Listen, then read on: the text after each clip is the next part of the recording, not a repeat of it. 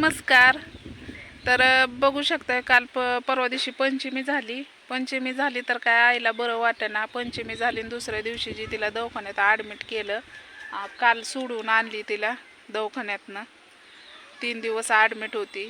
तिचा BP काय झालंय, कमी कर जास्ती काय म्हणते तिकडे साखर कमी झाली.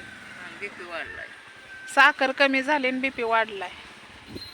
कसं काय करायचं? साखर कमी. तिला चहाला मी लय ओरडत असते, गोड खाऊ देत नाही कारण साखर होते. आणि डॉक्टर आता म्हणतात गोड खा. अजून ती वाढला की अजून डॉक्टर म्हणायचं कमी करा तुम्ही गोड खाल्ले. दोन्हीकडून पण बोलायचे. तर हिला गेलं बघा 4-5 हजार 2 दिवसात 3 दिवसात. काय करायचं?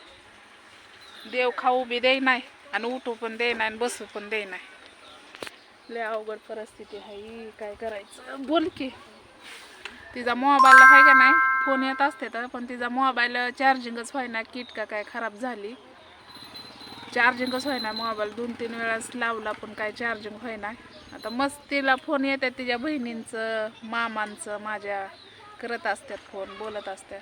पण आता अगं घरची अडचण अशी आहे की काय तुम्हाला सांगावा. आणि लोक अजून असे म्हणतात की रडून प्रगती मिळवते असं.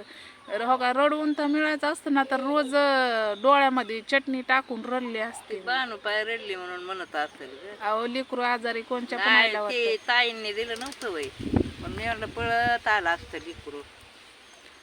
तिचं असं म्हणणं आहे. कारण कसं असतं माहिती आहे का, लेकरूचं एक आई तुम्ही पण आई आहात, तुम्हाला पण माहिती असं ना काही पोरग लागलं हो काय. अजून आईला काय म्हणते ते, आईचं काळ जेवढं हळवं असते ना, प्रत्येक गोष्टीला असं वाटतं त्या ताईनं एवढं पाठवलं. मग मला असं वाटलं की माझं लेकरू आता पळत आलं असतं, नटलं असतं, बघितलं असतं.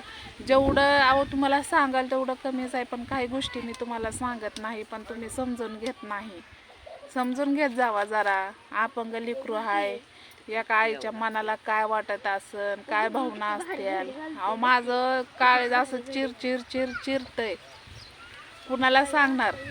कष्ट करून खाण्यात का म्हणतात ना, देवाने हातपाय दिल्यात, कष्ट करूनच खावं लागतंय. आणि तुम्ही असं म्हणता की रडून प्रगती मिळवली. हो का, रडून तरी मिळवली असली तरी तुम्हाला काय फरक पडणार आहे का? तुम्ही पण रडा, तुम्ही पण मिळवा. कोणच्या टायमी रडली हे तुम्हाला पण माहिती असेल. जेव्हा रडली, जेव्हा लेकरू माझा आजारी असेल तेव्हाच मी रडलेली आहे. आणि हे मला सांगणं गरजेचं वाटत नाही. कारण आई ते आई असती. म्हणतात ना, कसाबाला गाय बांधली तर तिचं वासरू घरी राहिले ना तरी पण ती दावत तोडून येते. काय येते? तिचं लेकरू असतंय. असं जरा विचार करा. आपण तर माणूस आहे, जनावरांची काळजी आहे. मग आपल्याला तर किती. काय हा जायचं दप्तर ती टाय आज काय गणवेश नाही काय. आणि काही एक पोरग कधी सुधारायचंय कुणाच ठाव. आमच्या पशी होता तेव्हा लय भारी होता. किस्सा बघ, ही गुंडी इथली तुटली. कसं व्हायचं रे दाद्या, तुझं मोठा व्हायला लागला, वरच्या वर तुझं डोकं चलना गेलं या. आता शाळेत जातो म्हणलं आणि तिकडं कुठं चाललंय? 10 वाजले ते उरक ना तर लय मारेन बघ तुला. ती मला भेट लाडात बोललं म्हणजे जरा ते पागळते म्हणून मी लाडात नाही बोलत त्याला. कसं हो का, मला प्रत्येक लेकरं सारखी असते. ती प्रत्येक लेकरांच्या आणि म्हाताऱ्या माणसांच्या लेकरांच्या मला लय माया येते. तुम्ही असं बोलत जाऊ नका की त्याने करून का नाही एका आईचं मन दुखल. आज इथं बसली म्हणलं चला येईल थोडा गप्पा मारावा. बघा बघा तोंड आणि कसले झाले हो का, दिसलं का? तोंड सुजले गोळ्या खाऊन तिचं. काय करायचं, नशिबाचा खेळ असतो. नशीब म्हणतात ना, कष्ट देवाने हातपाय दिल्यात कष्ट करून खायला. मला तर जिंदगी माझी मला कळते असं तर मी तर कष्ट करते बघा. कष्ट करूनच खायचं. जाऊ द्या, तीच महत्वाचं आहे, कष्ट करून खायचं आहे का ना. हे बघा आपला पेरू असं मस्त फुललाय. आता पेरू नाही तर बघा फुलं फिरसे आले, दिसले का तुम्हाला गजऱ्याची. तर आमच्या गावाकडलं वातावरण बघू शकता किती मस्त भारी आहे. बघा ती रोड दिसतंय का इकडे जातोय जीवरला आणि इकडे जातोय केमला दिसतोय का आम्ही ऊस मध्येच हिरवा? हम्म? ऊस.